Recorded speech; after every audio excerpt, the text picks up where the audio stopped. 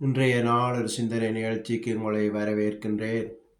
இன்றைய நாள் ஒரு சிந்தனை நிகழ்ச்சியில் நான் சொல்லப்போவது, உங்கள் எல்லாருக்கும் தெரியும், அமெரிக்கா தேசத்தில் காட்டுத்தீ பரவி எத்தனையோ ஆயிரம் வீடு எரிந்து போய்விட்டது.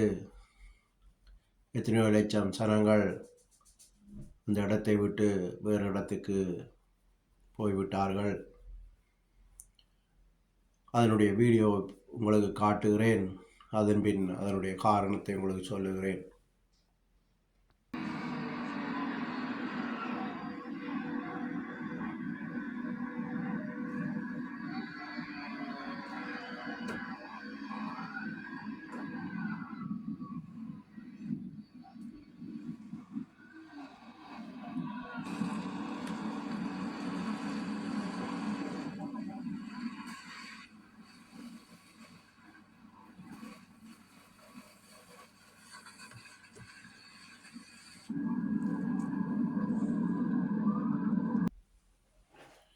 இதற்கு காரணம் கடவுளுடைய கோபம். இந்த அமெரிக்கா தேசம் ஒரு கிறிஸ்தவ நாடு.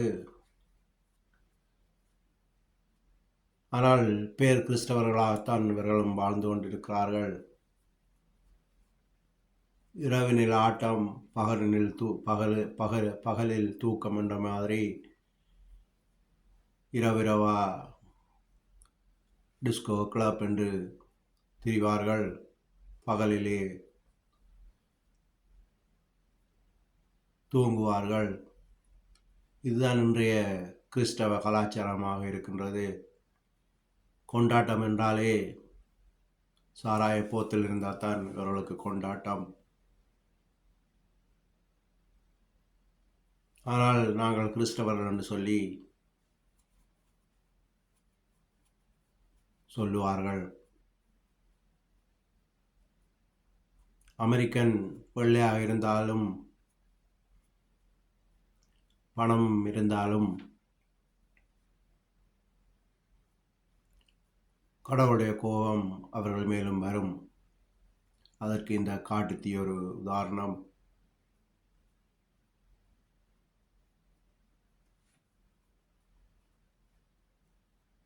கிறிஸ்தவர்கள் என்று சொல்லுகின்றோம். தேவனுடைய வார்த்தைகள் ஒன்றும் தெரியாது.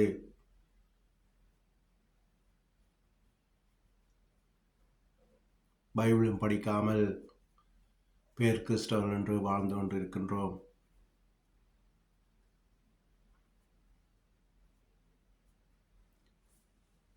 இந்த காட்டுத்தீ இயேசு கிறிஸ்து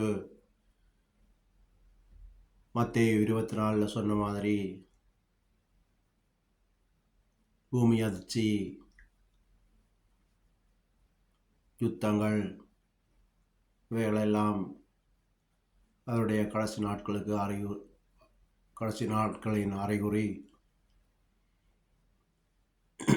ஆனால் இந்த அக்கினி அமெரிக்காவில் வந்தது பைபிளில் குறிப்பிடவில்லை. ஆனால் இதே மாதிரி ஒரு காட்டுத்தீ அரபி தேசங்களில் வரும். அது பைபிளில் குறிப்பிட்டிருக்கிறது. இந்த அமெரிக்கா தேசத்தில் வந்த காட்டுத்தீக்கு நான் 2 நாளாய் தேவனிடம் செபித்தேன்.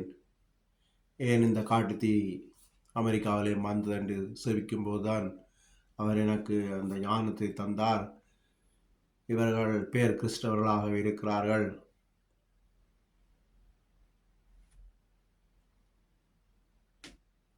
உங்களுக்கு எல்லாருக்கும் தெரியும், அக்டோபர் 7 ஹமாஸ் என்னும் இயக்கம் இஸ்ரேலில் போய் 200 சொச்ச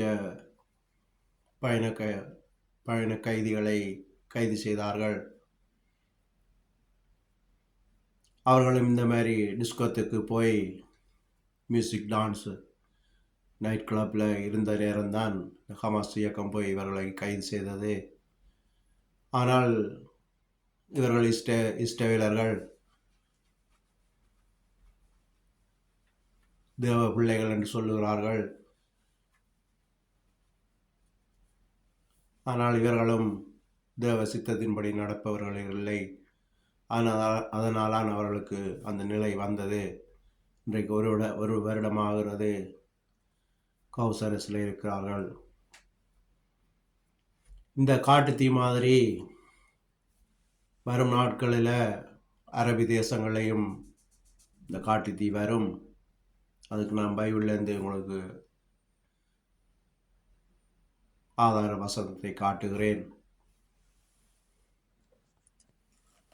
இதற்கு ஆதார வசனம் எசேக்கியேல் 38:21 என் எல்லா மலைகளிலும் பட்டயத்தை அவனுக்கு விரோதமாக வரவழைப்பேன் என்று கர்த்தராகிய ஆண்டவர் சொல்லுகிறார்.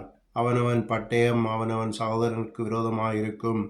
கொள்ளை நோயினாலும் இரத்தம் சிந்துதலினாலும் நான் அவனோட வழக்காடி அவன் மேலும் அவன் இராணுவங்களின் மேலும் அவனோடு இருக்கும் திரளான ஜனங்கள் மேலும் வெள்ளமாய் அடிக்கும் மழையையும் பெருங்கல் மழையையும் அக்கினியையும் கந்தகத்தையும் வர்ஷிக்க பண்ணுவேன்.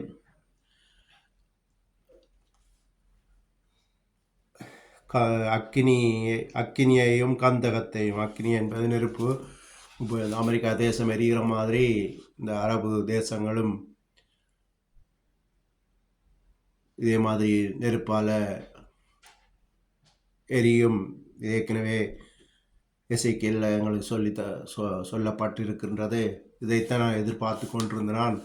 ஆனால் இந்த அமெரிக்கா தேசத்தில் வந்தது தற்செயலாக நடந்தது.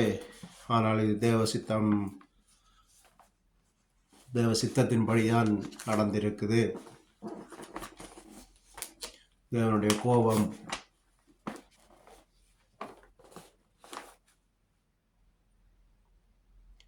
ஏற்கனவே நான் வீடியோ போட்டு இது கடைசி காலங்கள், இனி பஞ்ச காலத்தையும் பார்ப்போம்.